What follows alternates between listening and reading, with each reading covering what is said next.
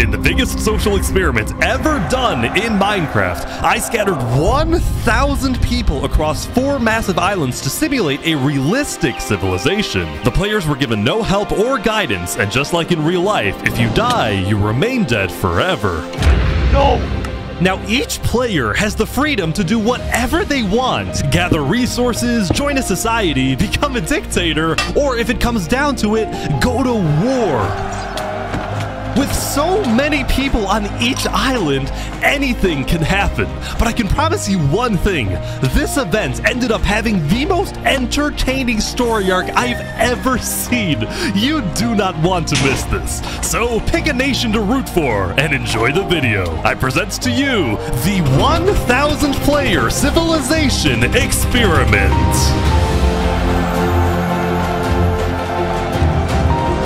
Don't forget, if you want to participate in these videos, join my Discord server, and of course, subscribe to my channel. Alright, everyone ready to be teleported? Jump if you're ready. Okay, here we go. Oh, I'm in. On day 1, all 1,000 players were teleported to their islands, each its own biome. We had plains, desert, snow, and jungle. This is huge. Most players spent the first day scouting their island, searching for a place to settle, but almost immediately we started to see people dying, and oddly they were all coming from the snow island. It turned out people were freezing to death after getting stuck in powdered snow, which looks exactly like regular snow but sucks you in like quicksand. This guy's trying to free his friends. Oh no. Even worse for the poor people on the snow island, trees were almost nowhere to be seen. The desert island also had very few trees, which players needed if they wanted to get wood. But the places where players did find trees quickly became extremely valuable hotspots for groups to settle at and colonize. Look at all these people coming together. Community crafting. They're making progress. Meanwhile, the people on the jungle island had essentially unlimited trees and were thus already thinking about other things. What did you say your plan was? I'm gonna take over the world. This is my right-hand man. Darbo. Hello, right-hand man Darbo. Don't talk to him. He doesn't speak. While having a lot of trees did seem like an advantage at first, many jungle people found the island to be difficult to traverse, given the immense amount of trees and the hostile mobs that would spawn on the surface due to lack of sunlight. Uh-oh. Uh-oh. The fear of traveling also made it more difficult for jungle people to talk with each other, since players could only read chat messages from people 100 blocks away from them or less. Although frankly, at least they didn't have to see what me and the admins were looking at. Lastly, we get to the Plains Island, and boy was it different from the others. It truly was just the perfect island to live on, with green grass, trees, animals, and no natural dangers. These guys make a little animal family. Or farm. Not needing to worry about dying as much as everyone else, the people on the Plains Island were among the first to start mining for resources like iron or diamonds. They were also the first to build up villages, and yes, to create civilizations. Throughout the first day, you could see 2 main groups starting to come together. One of them a democracy led by a player named Horace Crown. Our aim is building the most beautiful and nicest city on the entire server. And the second also a democracy led by a player named Sidefall. I just want to make sure nobody dies. It was actually kind of odd how similar these two civilizations were. They were both located on the southern shore, they both had democratic elections, and their leaders both wanted good for their own people. I just hope nothing happens to change that. Ish, I'm gonna make an Among Us character. Never mind, I hope they die. Soon it was the end of day 1. Players across all 4 islands logged off and made plans for the following day.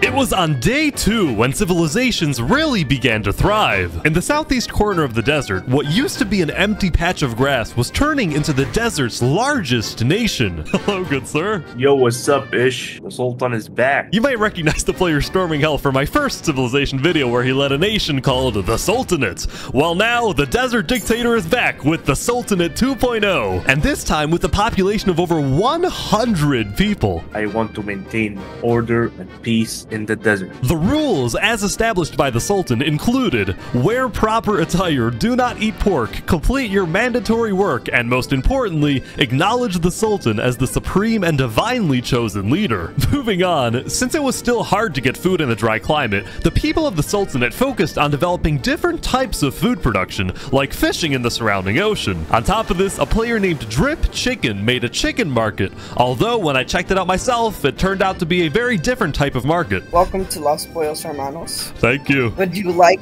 some totally legal sugar? Anyway, we finally go back to the Snow Island. As I was flying around, I found what I can only describe as a British shrimp. Is the cold climate really the best place for a shrimp? I mean, depends. Look at my little friend over here, you know? Wait, who's your friend? Underneath? Yeah, he's fully here. He's literally... Oh. he's chilling. Oh, he's up here now. No, my fish buddy. Please go back down. Despite the killer powdered snow and the occasional polar bear, the people on the Snow Island were actually doing pretty well building settlements together. Nobody was fighting because everyone had one common enemy, the harsh climate. That being said, it turned out that all of these snow settlements might be a bit more than just little communities.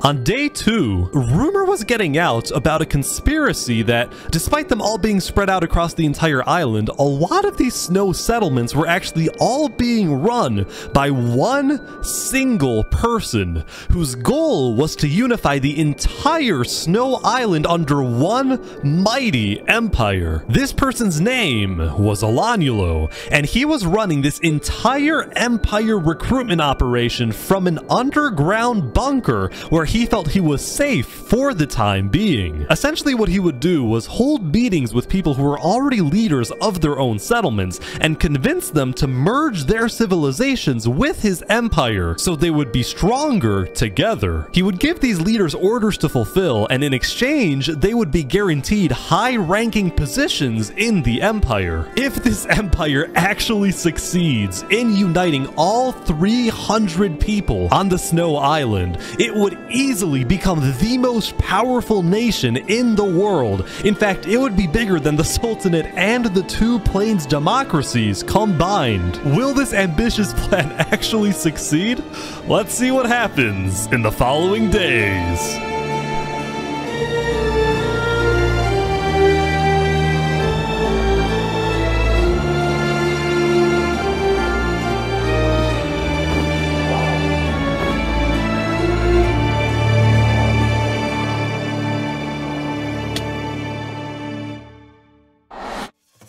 We've now covered the politics of every island except for the jungle, so what's going on here? Well, quite frankly, I had no freaking idea. It was chaos. There were about 30 different camps and tribes spread out across the entire island, and a lot of them were in constant fights with each other. Who are what is going on?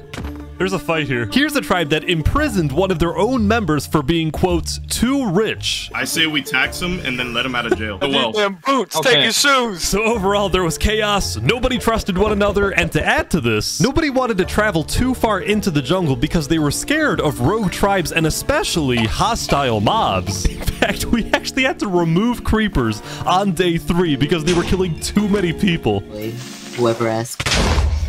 Now, there were actually 2 tribes that were considered the most influential in the jungle. The first, a river-based settlement called the Sea People, whose leader was killed almost immediately by a random rogue tribe. The new leader, Yeetspeak, dedicated his rule to maintaining order, but also to keeping his people happy by setting up events like stand-up comedy nights. I got a few jokes about unemployed people. Oh wait, none of them work. The second influential tribe was located in the dead center of the jungle, and it was what appeared to be a faction revolving around the worship of a player named Seth. Hello, Mr. Seth. Oh, what's up, bro? Oh, this is just creepy. You're telling me this isn't a personality cult? Nah, I wouldn't say that. It's a way of life, alright? It's a religion. Lastly, as I was flying around, I happened to run into this guy again. I'm gonna take over the world. Believe it or not, he had actually become the leader of a pretty impressive settlement. Granted, there was a lot of internal drama in his tribe. Do you see this like really cool tower thing that we're building here? Yeah, it looks great. Yeah. It's really cool, isn't it? And do you see our farm over there? It looks really cool and nice. Now come over here. Could you tell us what this is? In short, two of Wazik's tribe members built a librarian's tower, and he thought it was ugly and wanted to burn it down. Now, when I talked to the librarians, they said Wazik just doesn't like the library because he's illiterate. As I said, drama. Now, the jungle wasn't the only place having problems.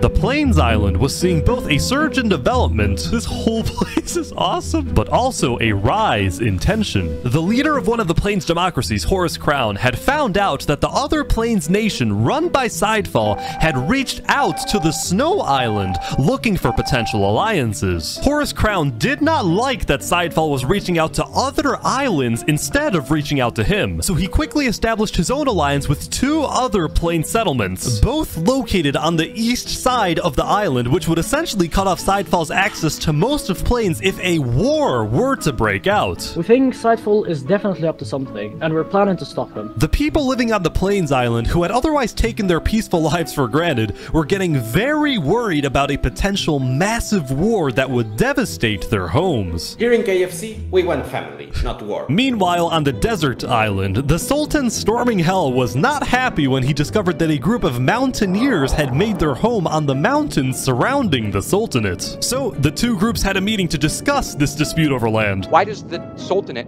have any more right to a plot of land? Simply, might makes right. We're stronger, so if it comes down to it, may the stronger group win. People in the desert were starting to get worried about Storming Hell's tyrannical nature, so some of them moved to a quickly growing democratic nation on the other side of the island. This was Theria, the name derived from the Greek word for freedom. I asked their elected president, Saps, about the Sultanate. Hopefully we can establish some peaceful relations for now. I mean, we're in the middle of a desert. Why fight, you know? Overall, each island had its own conflict between the desert's sultan dominance, the plains' alliance disaster, the jungle's total chaos, and the Snow Empire's takeover. At least one of these conflicts was bound to erupt very soon.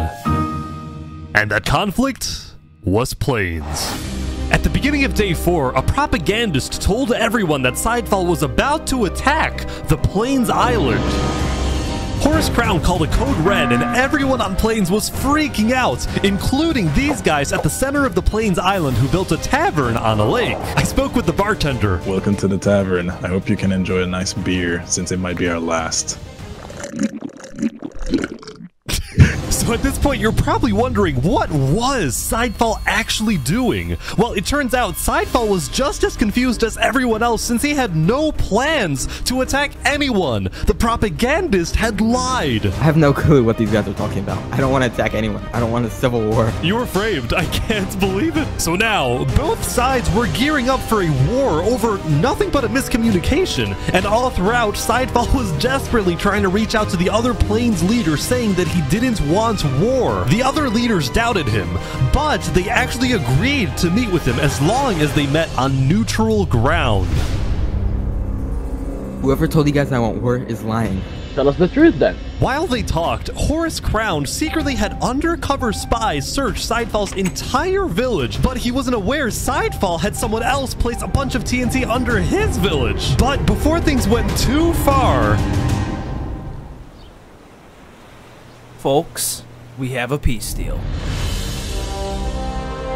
By the thinnest of margins, crisis was averted. After talking, the leaders had made a peace treaty. I actually didn't get to see much of the meeting, but here's essentially what happened. Sidefall first apologized to the other Plains leaders for not being open with them, specifically about his relationship with the Snow Island. He told them he had only reached out to Snow in hopes to get on the good side of a player named A Freakin' Turkey, who was apparently Alanulo's second in command. The Plains leaders discussed their disagreements on foreign relations, Horus Crown preferring keeping alliances within Plains, and Sidefall believing in making allies on other islands. But they were able to put their differences aside. They banished the propagandist from the Plains Island, and at the end, the four major Plains nations created a Great Plains Alliance. The Plains Island went from being on the brink of war to being the most united island of all.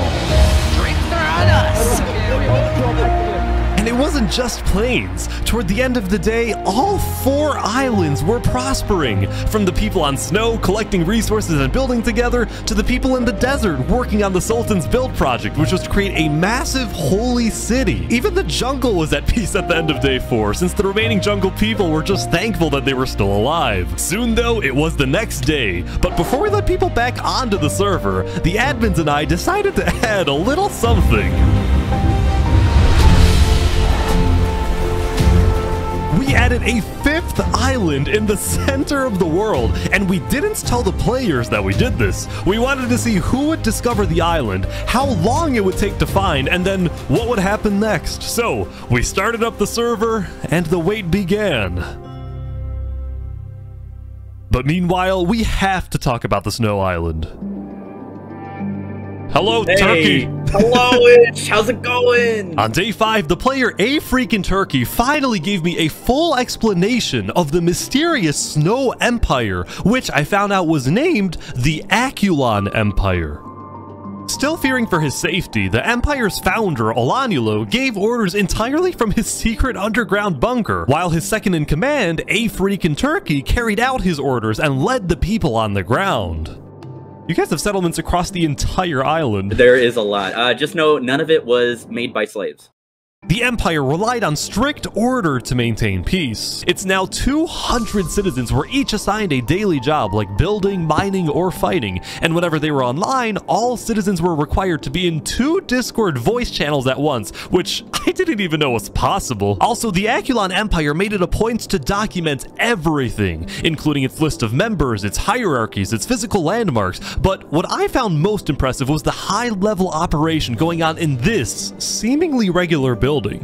This singular building is the richest place in the entire server. They called this the Quartermaster's House, and it was where the Aculon Empire not only collected and stored all its resources, but also distributed items using a complex request system, where, for example, a citizen asks for iron ingots, and then the Quartermasters decide exactly how much iron that citizen deserves, based on a detailed algorithm they developed. Has anyone tried breaking into this place? Not yet. Let's just say, if you tried to get in without permission, you're not gonna get a very nice welcome. And I kid you not, just a few minutes later, this player, Xelius, was caught trying to sneak his way in, and he was sentenced to a public execution to be held the next day. Things are kind of strict around here, huh? As long as they don't take away my squid, I'm a happy man. Oh man, look at him.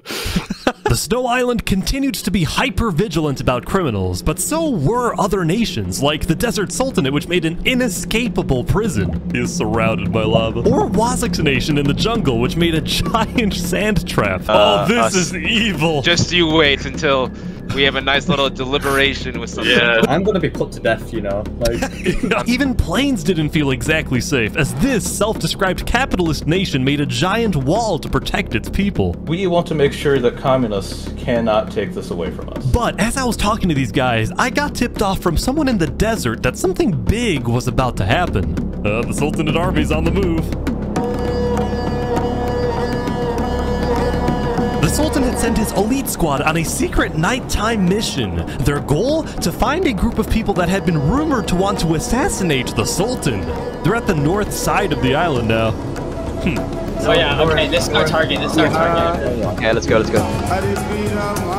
According to the Sultan, the people hiding in this little settlement were indeed the attempted assassins, and now the group had a decision to make. Oh, we're gonna kill this guy. Do we kill this guy? Up until now, there hadn't been any violence between desert nations. Will this be the breaking point?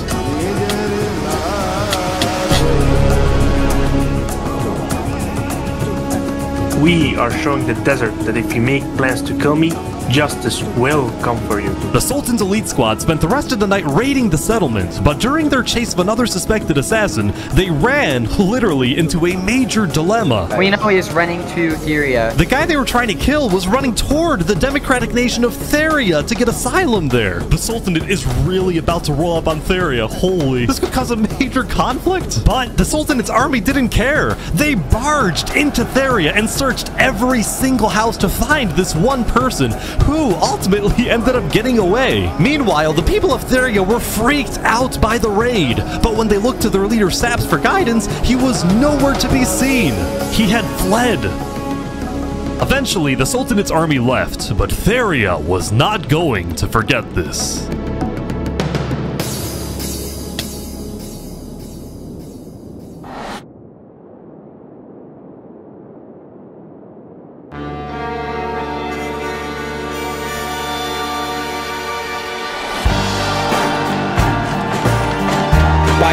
attempting to blow up the quartermaster's house, Zelius betrayed our people. And for this, he must die. Glory to Aculon.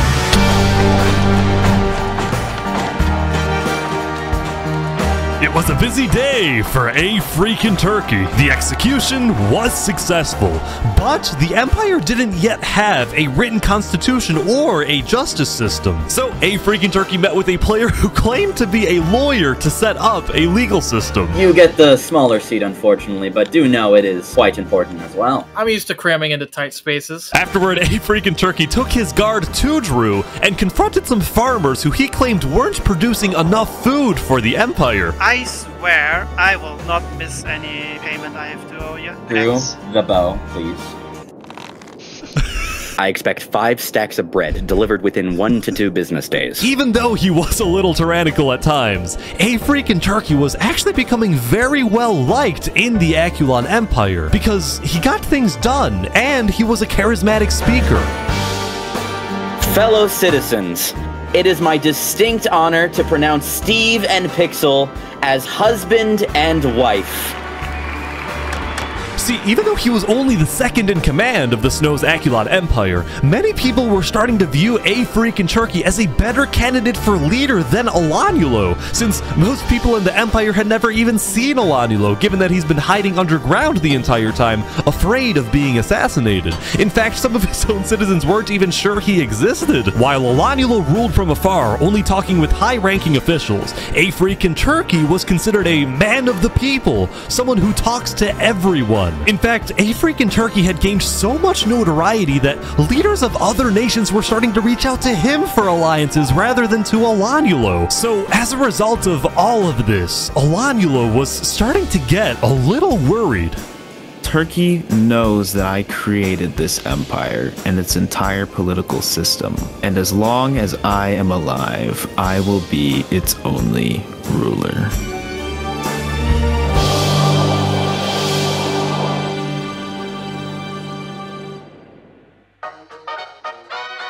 That's very funny. our monkey religion, we hold fast to it. Here on the Jungle Island, things haven't slowed down one bit. Amidst the chaos, this small group had made a monkey religion, and their goal was to build the biggest tree in the entire world. The monkey never stops. While everyone else is fighting and killing each other, we are peacefully building. By now, every tribe in the jungle seemed to have its own goal. These guys, building a tree. This group, called the Blue Cross, provided food and shelter to refugees. Meanwhile, Wazak's goal, which was still to take over the world, was seemingly driving him mad, especially after the librarians built a second tower. You did this out of spite, didn't you? Yeah. Well, no. Well, yeah. Overall, it seemed like there was a lot on Wazak's mind, as if he was planning something. Something big.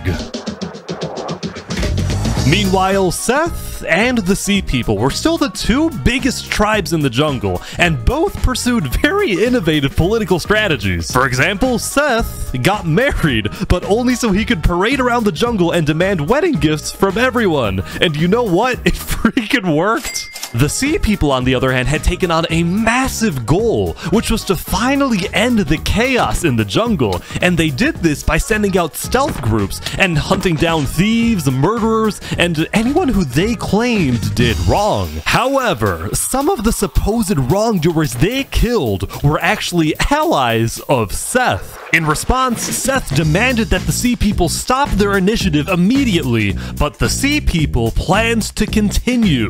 All of a sudden, the Jungle Island was on the verge of a massive war, as if there wasn't enough chaos already.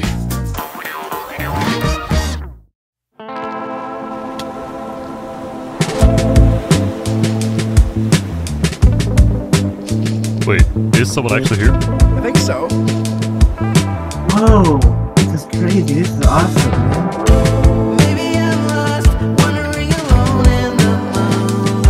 On day 7, a player named the Pokemonkey discovered the secret 5th island. The island had a mysterious dead terrain, a small pre-built village in the center, and underground, it contained netherite, which is the strongest and rarest resource in the world. Now, Pokemonkey was a part of Sidefall's nation in Plains, and he quickly alerted Sidefall about the very strange and unexpected discovery he'd just made. He's taking the Blue Lantern so people believe him. Guys, I'm not lying, there really is an island! 2 minutes later, another person found the center island. This time, someone from the jungle. Then, like a domino effect, more and more people started arriving, typically either alone or in small groups like these guys from the desert. Even though they all came from different islands and nations, nobody was fighting. In fact, they seemed to be forming friendships and simply admiring this new mysterious place. He's saying this is amazing. Quickly, word began spreading across the world that there was a 5th island, and about 30 minutes into day 7, basically everyone knew. It was crazy how fast everyone found out. Now, some nations were hesitant about visiting, believing that the island was some sort of trap, while other nations like the Aculon Empire sent out large exploratory groups to investigate the island. So Aculon is here, but instead of mining for netherite, they're taking the wool from the tents. Oh, they don't have sheep in the snow island. That makes sense. Something I found interesting was that no nation, not even the Snow Empire, had the courage to publicly claim the center island as part of their nation, as their territory, probably because it would result in conflict with other nations, which was my secret intention when adding the island, that it would cause some type of war. But it didn't cause a war, or maybe just not yet.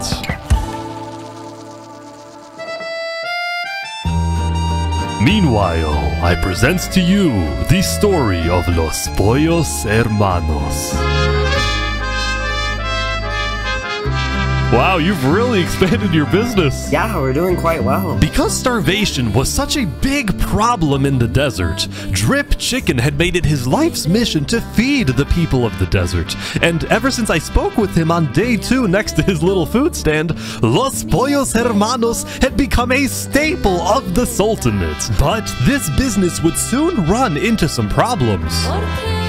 See, on days 4 and 5, the Sultan storming hell was unsatisfied with the slow progress on his build project, the Holy City. So he demanded that the farmers of the Sultanate stop growing food and instead work on his build project. And just like that, the food supply going into Los Pollos Hermanos had completely stopped. The restaurant suddenly had no food available to sell. Having no food, Drip Chicken was instead forced to sell some questionable products, and if he was caught selling these products by either the Sultan or the Sultan's twin guards, he would probably receive a life sentence in the Sultanate prison. Meanwhile, the farmers of the Sultanate were unhappy since they wanted to farm, not be forced to build. So in a rebellious move on day 5, Drip Chicken and the farmers secretly set up a meeting with Saps, the leader of Theria. I know you want to move to Theria, but if you do, the Sultan will send his elite squad to hunt you down. So, what do we do? Go to Plains or something. There's about to be chaos in the desert. And Saps was correct. There was about to be chaos in the desert, for reasons he couldn't tell the farmers just yet, but he did tell me. You know who Davert is? Yeah, I think so. He's one of the twin guards, right? He's about to leave the Sultanate and join me. Really? The 2 people the Sultan trusts the most are his 2 twin guards, the brothers Davert and Zamta, but one of them had grown tired of the authoritarian and warmongering ways of the Sultan. So Davert had reached out to the leader of Theria, and together they created the single craziest plan I have ever heard, and this was it. First, Davert leaves the Sultanate to join Theria. Next, the Sultan finds out about the betrayal and sends his elite squad to kill Davert. Then, when the elite squad is away hunting for Davert, and the Sultan is therefore alone, Davert will sneak back into the Sultanate and kill the Sultan. Davert will then claim leadership over the Sultanate, and as the new leader, he will finally bring peace to the desert. Davert, there is no way this works. Brother, grow some chest hair. Trust me, you'll work, alright? So, at the end of day 7, Davrit snuck out of the Sultanate and headed to Theria to begin the operation, while Drip Chicken and the farmers fled to the Plains Island. On their way out, some of them took one final look back at their home, at their restaurant, knowing that they would probably never see it again, knowing that the story of Los Pollos Hermanos had come to an end.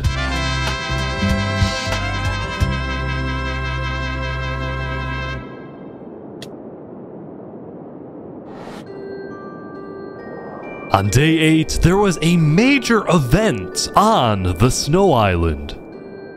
For the first time ever, Emperor Olanulo had come out from his underground bunker. He had summoned the entire Snow Island to the Aculon Castle so he could publicly be crowned as the leader. Before the coronation, all high-ranking officials were required to provide Olanulo a gift. I present to you a high-quality pair of premium brand sneakers. Thank you, Applewood. I, Baron Saul Goodman, give you this present, Lord Olanulo. My presence is your present. After the gifts, Olanulo asked his second-in-command, A Freakin' Turkey, to make a speech affirming Olanulo's undisputed leadership. My friends, the Aculon Empire is the strongest nation in the world. Not because of one leader, but because of all of us. Thank you, Turkey. At the end of the ceremony, Olanulo asked all of his citizens to follow him out of the castle, down the main path of the Empire, in a symbolic move meant to showcase the unity of the Snow Island.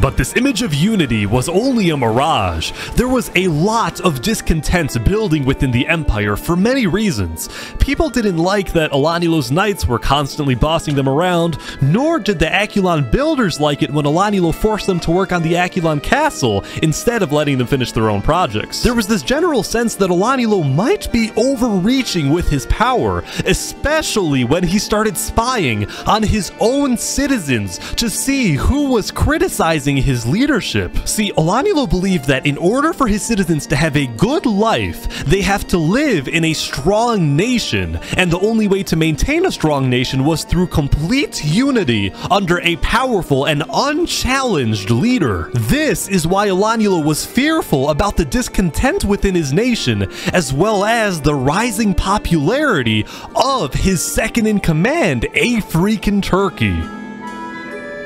Knowing that they were being spied on, many of A Freakin' Turkey's supporters were becoming scared living on the Snow Island, afraid that they would be executed for not supporting Olanulo's leadership. So, with the help of A Freakin' Turkey, plus another high-ranking official, its Ender, some Aculon citizens organized secret evacuations out of the Snow Island through underground tunnels, some of which led to Seth's nation in the jungle, others going to Sidefall's nation in Plains. Both Seth and Sidefall were very open to accepting refugees, especially those who opposed Olanulo, someone who they believed to be a dangerous tyrant.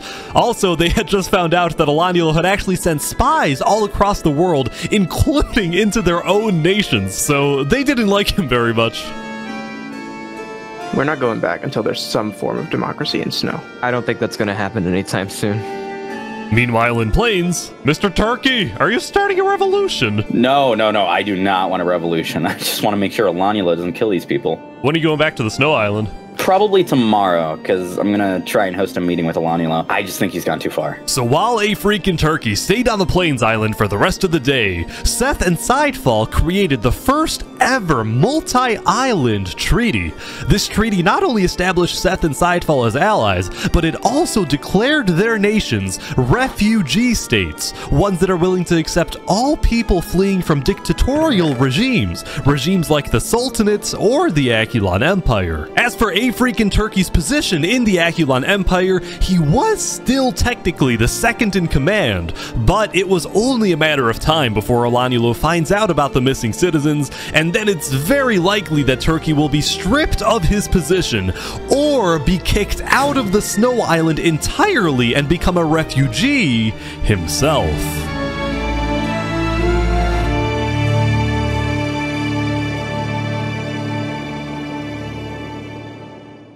Yeah, I don't know if... Wait, is that a basketball court? On day 8, the center island was getting a lot of visits from curious players, and instead of fighting each other, everyone was just kind of hanging out and doing their own thing. TB to me, look at this. What is this? Don't question me.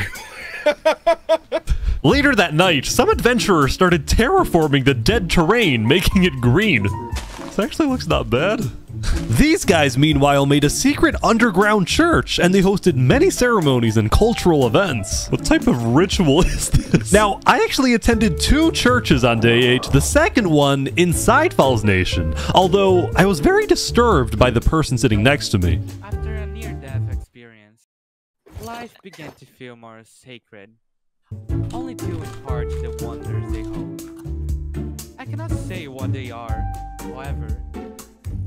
Right way to lead this world. Whoa, what did I do? They're taking him away. Oh no. Later that night, the Plains Island received an unexpected visit from the Akulon Empire's state-sponsored journalist. I'm with the news. Down with the news. Go away, tabloids. Go away. No false news today. They're kicking out the journalists. Oh my god. Meanwhile, I ran into these Plains farmers who literally did nothing but plant wheat everywhere. Oh my god.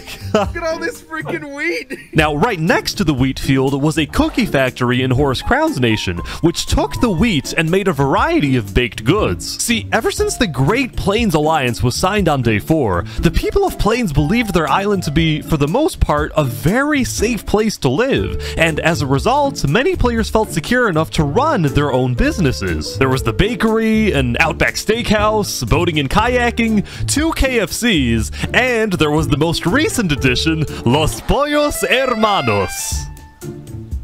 You made one in the Plains biome? Yes. Expansion. Claiming refugee status, Drip Chicken and the Sultanate farmers received citizenship inside Falls Nation, where they were able to rebuild their famous restaurant, and the people of Plains welcomed the refugees with open arms. The only person who wasn't happy was the owner of KFC, who now had competition.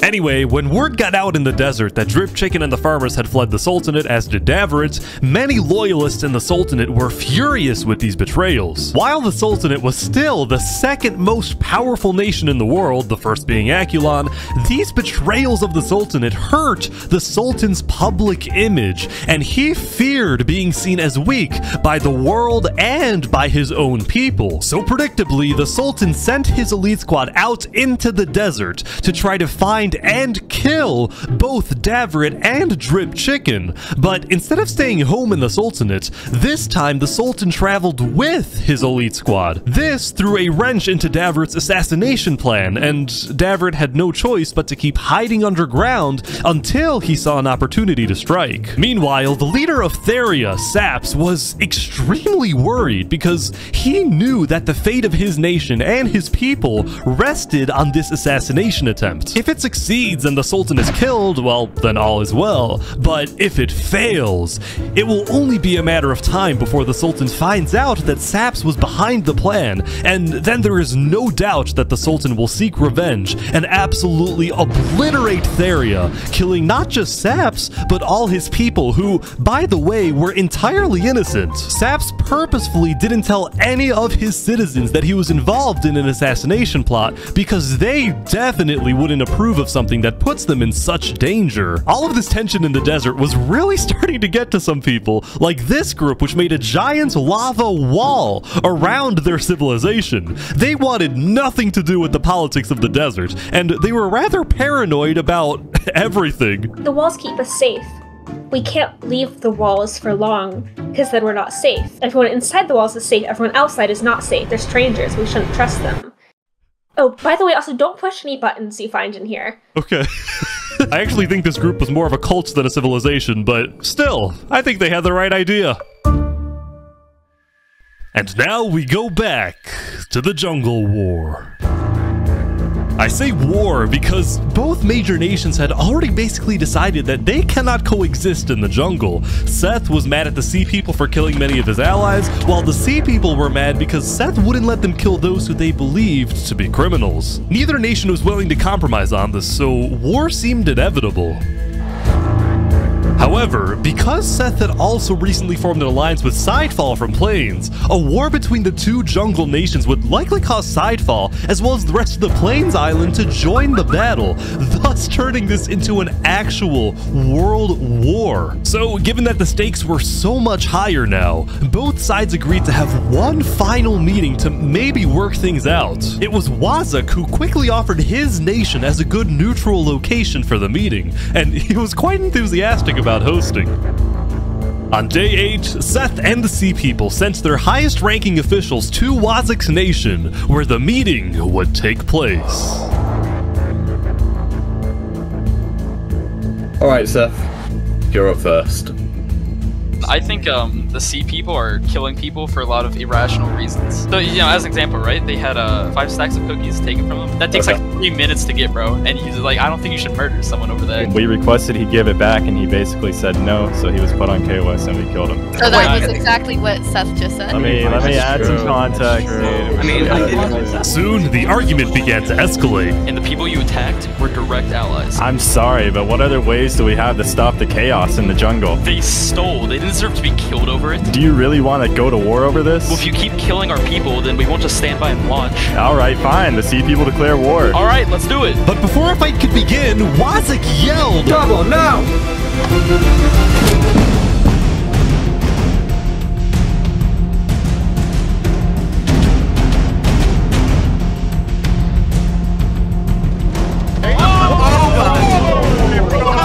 Oh my god.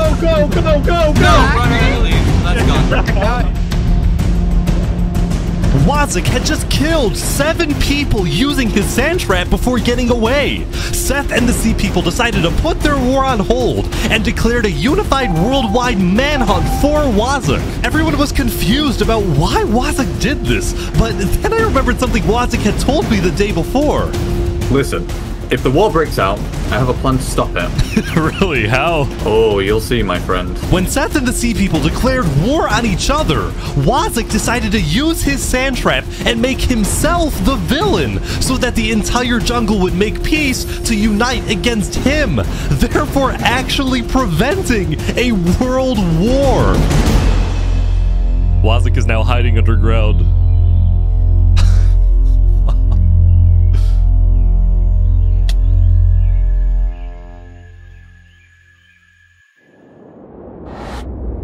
After spending most of the previous day trying to hunt down his enemies, the Sultan storming Hell decided to take a break from the hunt and attend a wedding hosted by a small neighboring desert nation. It was a huge honor in the desert for the Sultan to visit your civilization, so there was a lot of buzz surrounding the Sultan's visit, and everyone in the desert knew he would be there.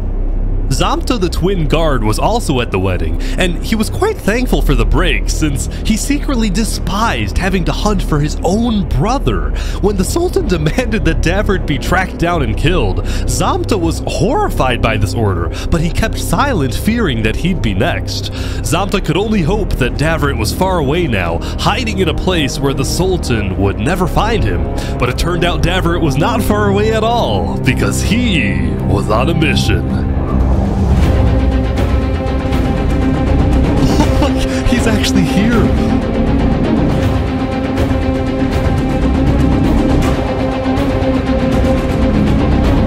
Davert was coming to kill the Sultan, but he had to be sneaky because the Sultan was guarded by his elite team.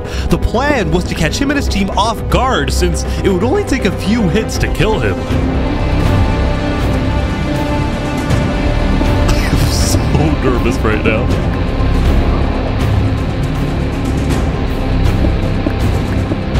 Did the wedding end? The wedding's over! He's leaving! Oh, he's leaving!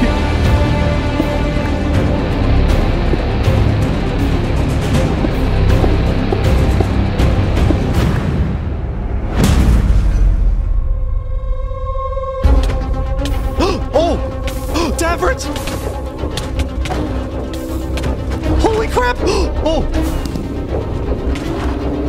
He's hit him so many times! Wait, Storming's getting away? The elite team is on Davrid big time! Oh!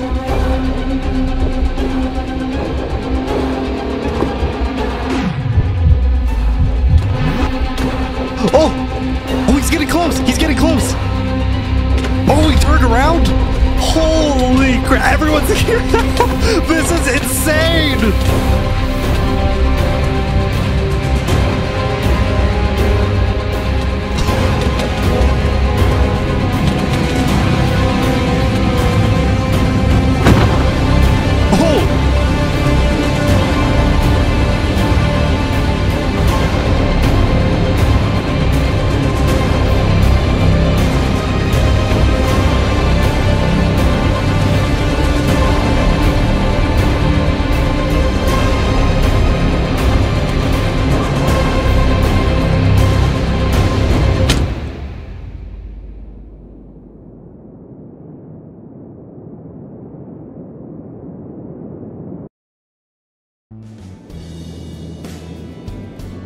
Sultan's on his way back home, I think.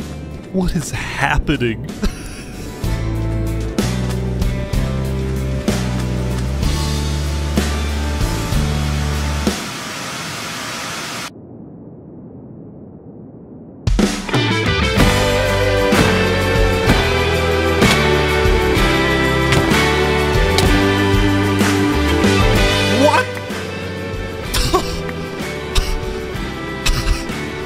Oh boy.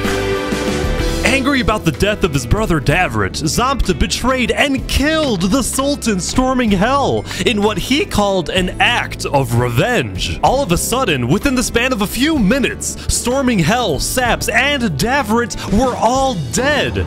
Both the Sultanate and Theria were without a leader, and the desert island was in a state of total confusion. Now, because the Sultanate didn't have a solid line of succession, there was a short power struggle that ended with the Sultanate getting completely dissolved.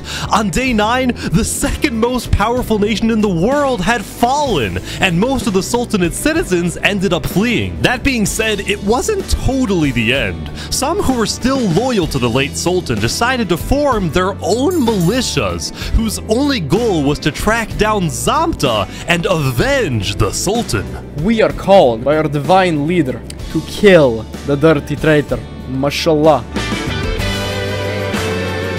Theria, on the other hand, didn't dissolve and instead elected a new leader, a player named Jophiel, who was well liked and trusted in the community. Still, the people of Theria would continue to live in a state of fear, afraid they would be invaded by one of the new desert militias. Also, they would never find out why their founder Saps jumped off the Therian tower, which he did because of guilt. After he saw Davrit die, Saps believed that the Sultan would invade and destroy Theria, and he felt too ashamed knowing that he would be responsible. It was only thanks to Zamta that the invasion didn't happen. The death of the Sultan sent shockwaves throughout not just the desert, but the whole world.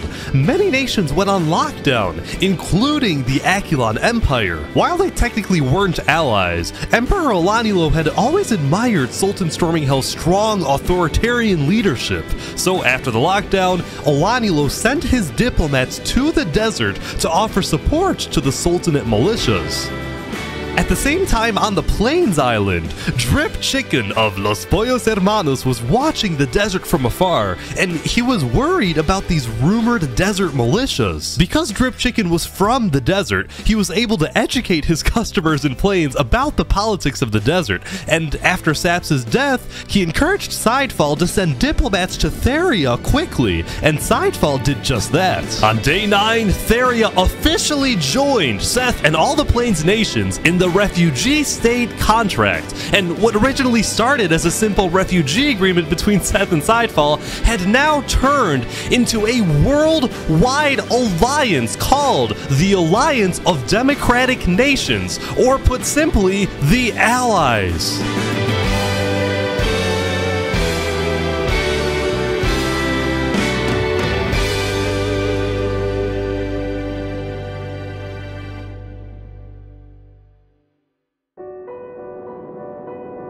As the people of the Aculon Empire continued their daily routines, the highest-ranking officials of the Empire gathered to discuss the new existential dilemma they were now facing. The Aculon Empire had always been the most powerful nation in the world, and it still technically is, but when adding together the populations of all the states in the Democratic Nations Alliance, it is the allies that have more people overall. This made Aculon officials extremely worried.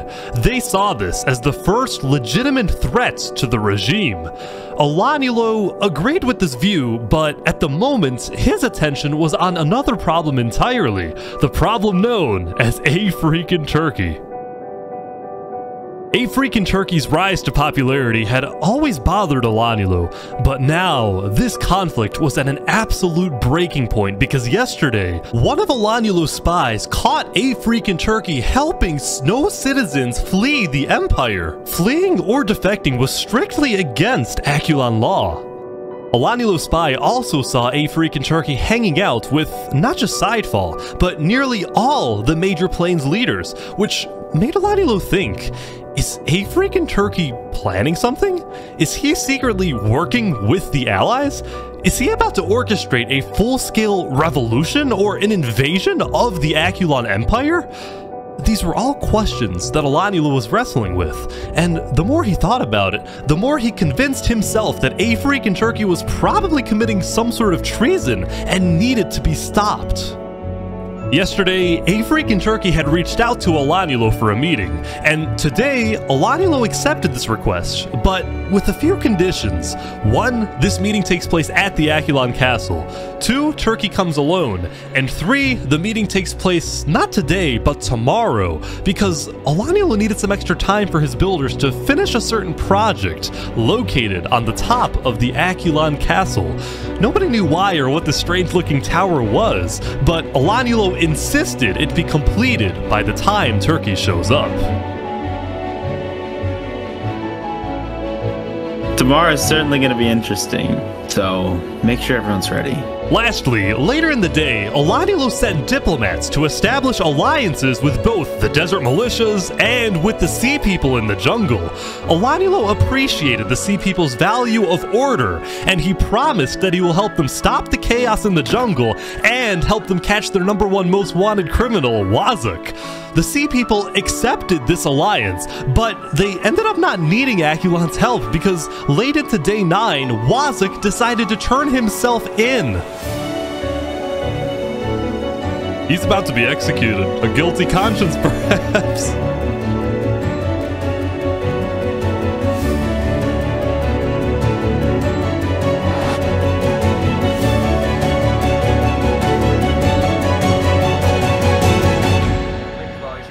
All right, Wazuk, I understand you have a prepared statement. You may now read your final words. Yes, thank you. Hello everyone, it's your old friend Wazuk. In the beginning, I wanted to rule the world. But I've made some bad decisions. And now, it's my time to go. You killed innocents. Stop making speak. If there's one thing I've learned, is that time can never be your trusted friend. Yeah. Oh my God, he's dead. Long live the jungle.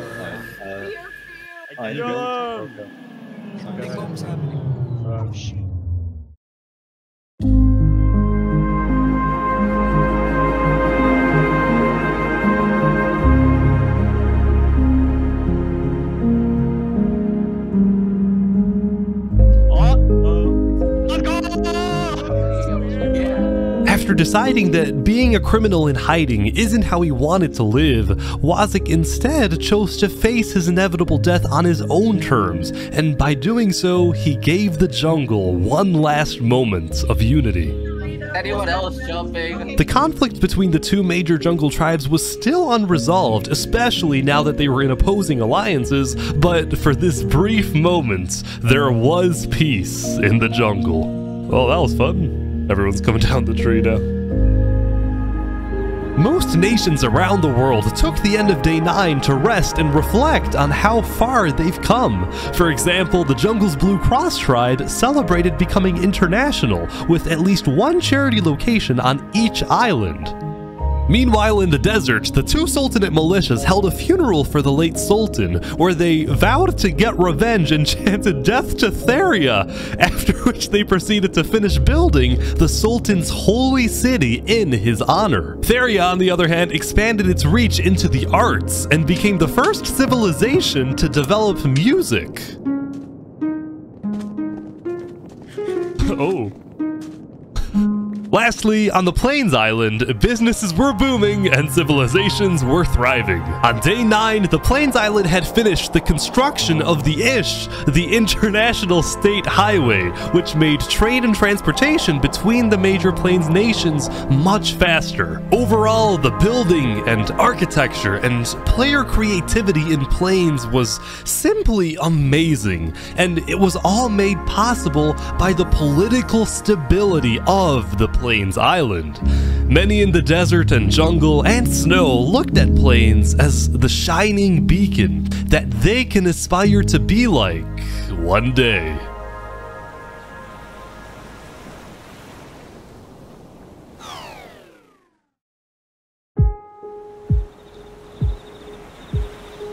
As the end of the day approached, Afreak and Turkey returned to the Plains Tavern after spending the day traveling around the world, visiting civilizations in the jungle, the deserts, and of course the Plains Island. During many of his visits, he was very surprised when he found out that most people from these foreign nations not only knew about him, but admired him. This was because rumor had spread about his disobedience to Alaniulo, and as a result, he had earned a worldwide reputation as the savior of refugees, the honorable rebel, the man who stood up to the emperor, and everywhere Afreak and Turkey went, he was welcomed with open arms. By the way, I think he would have been perfect for that. Yeah, I heard there was a comedy show here. You should have called me over. When it came to the Akulon Empire, the truth was, Afreak and Turkey had no intention of causing any type of uprising or revolution. In fact, he was strictly against the idea, knowing just how devastating a major war would be. But he did want change in the Empire. During his prolonged stay in Plains, he had seen what freedom and democracy look like. He had come to regret his more tyrannical actions in the early days, and he now envisioned a reformed Akulon Empire. His new dream was to bring democracy to Snow, bring freedom to the people of the Akulon Empire, and make the Snow refugees feel safe to come back home. I might just be overly optimistic, but I think we can achieve world peace. Okay. If Afreak and Turkey is able to convince Alaniulo to convert the Empire from a tyrannical dictatorship into a free democracy, and then the Akulon Empire ends up joining the Allies, then world peace wouldn't just be a far-fetched idea for wishful thinkers. It would actually happen. With this massive goal in mind, Afreak and Turkey prepared for tomorrow for his big meeting with Alaniulo.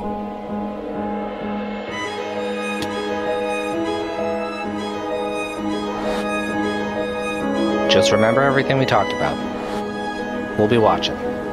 Before Afreak and Turkey took off for the Snow Island, he had met with the 4 major Plains leaders one last time to tell them what he hopes to achieve in his upcoming talk with Alaniulo.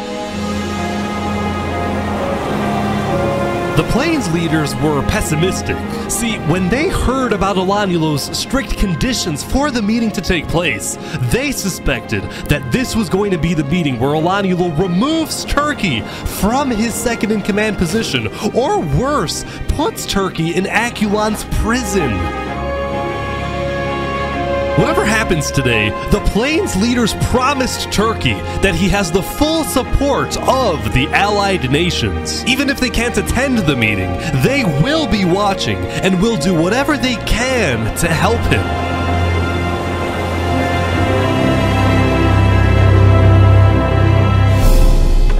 There we go, Turkey is now back on the Snow Island. I think he's going to the meeting right away.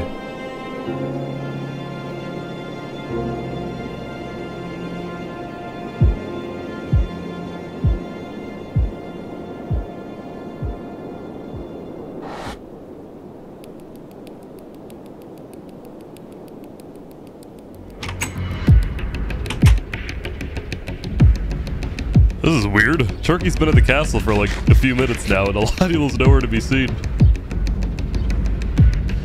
Oh, he's right here. He's on his way.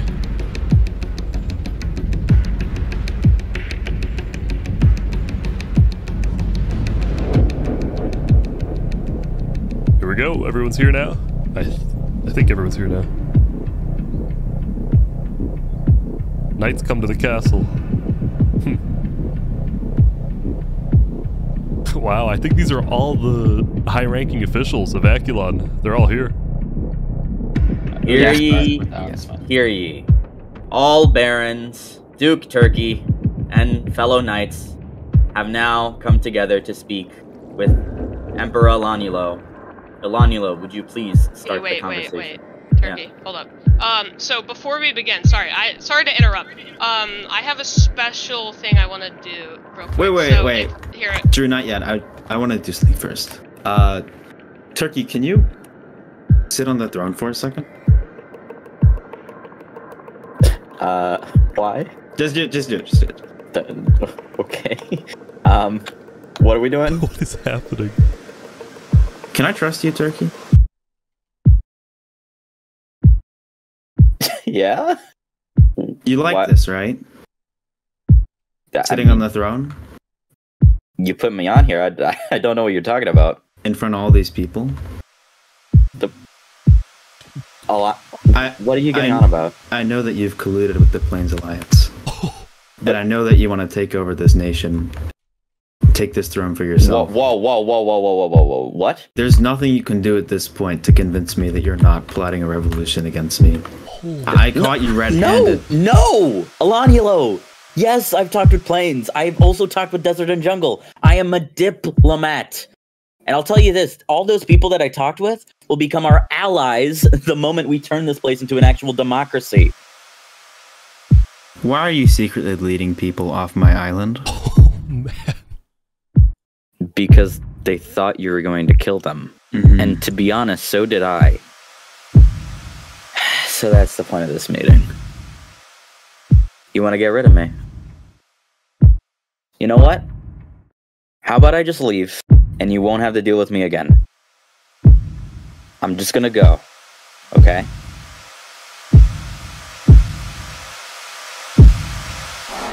Yeah, and then you'll come back with an army. I'm sorry, Turkey.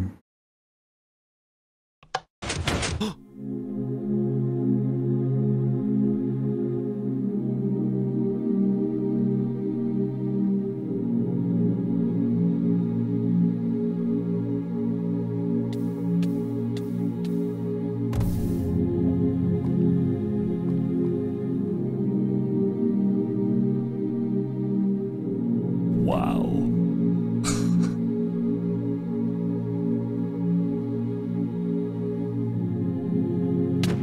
Oh!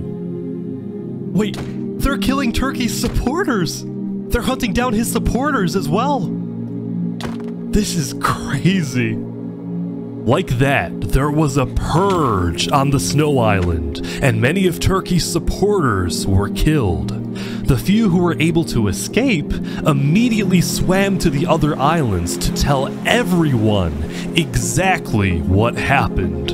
And all of the knights started executing Bernie, Ender, Turkey. They assassinated some of the most loved members of Aculon. When Afreak and Turkey's death message appeared in chat, people around the world were outraged, and shortly after, the leaders of the allied nations started activating their militaries, putting them on standby. Turkey once visited Los Pollos Hermanos. I'm giving the army chicken for 50% off to make sure they're ready for battle. Meanwhile, Elanulo got word that the Allies were preparing their armies, so he declared a full lockdown, reached out to his own allies, and called them to the Aculon Castle to be ready in case the Allies declare war. And sure enough, when the Blaze leaders talked with Theria and Seth, the vote was unanimous. On day 10, the Alliance of Democratic Nations officially declared war on the Aculon Empire. I just want to say I wish you luck and great success. Hopefully we all see some of you tomorrow to sign the constitution of the new Aculon Republic. The new Aculon Republic that we all dream about having. Thank you. Thank you all. This isn't about us. This isn't about our lives. It's about getting justice for Turkey and ridding the world of tyranny. All the allied nations met up at the center island so they could attack the Snow Island together. Today, we fight for revenge. We fight for freedom.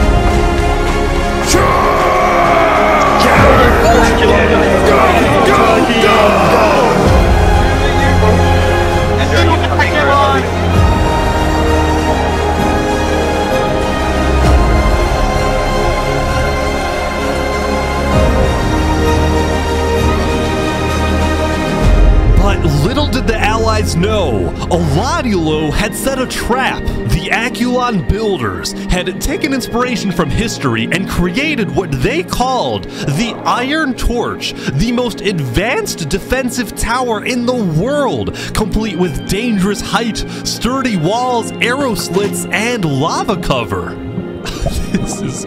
This is crazy.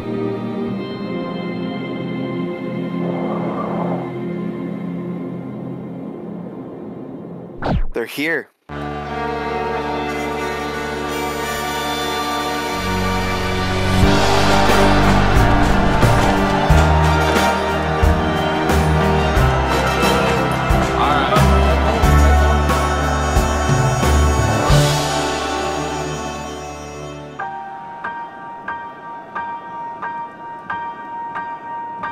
Time can never be your trusted friend or your sworn ally. No, it's the harshest mistress of all. And life is just a chain of moments spent, 1,000 hellos and goodbyes. Maybe a love like ours can leave out its call.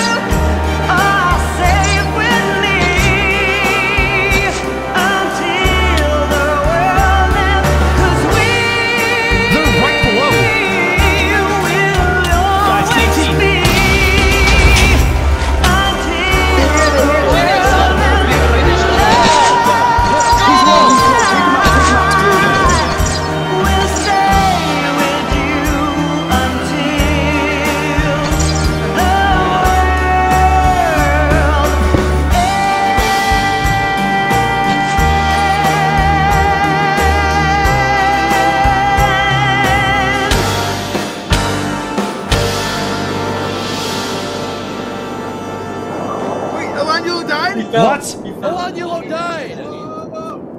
Yes!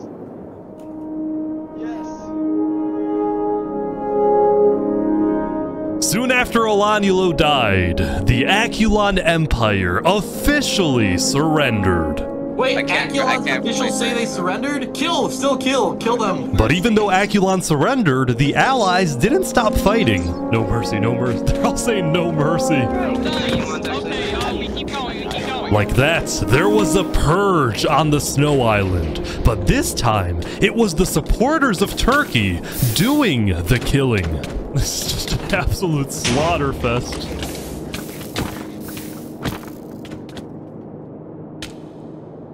After a while, the Allies had completely taken over the Iron Torch, and all the Aculon forces had either been killed or had fled the island and gone into hiding. And with that, the Alliance of Democratic Nations had defeated the Aculon Empire. It was only when the war ended and the clouds parted that the Allies were finally able to reflect on what they had done. They had succeeded, but they had also shown no mercy. When their enemy surrendered, they continued to be ruthless and thirsty for blood. It was as if they had become their enemy. As the Allies each safely returned to their homes, now with a clear mind, many of them felt regret. Neither side was completely innocent, and the war was complicated. But at least it was over, and the Allies had won.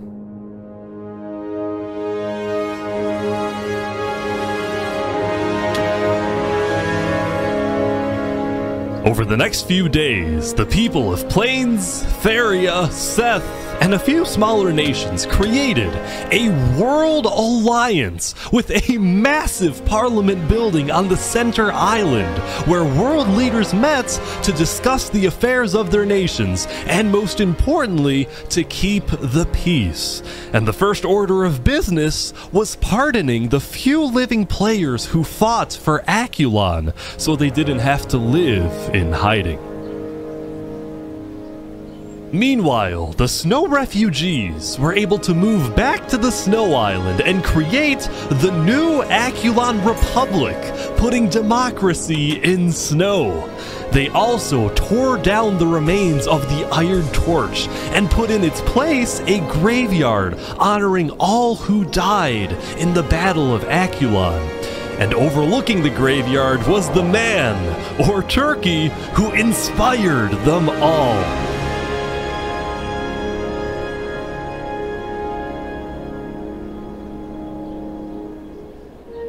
And so, the jungle went back to hosting comedy shows, the desert went back to pursuing the arts, and Drift Chicken went back to running Los Pollos Hermanos. After all that happened throughout the days, things were finally settling down.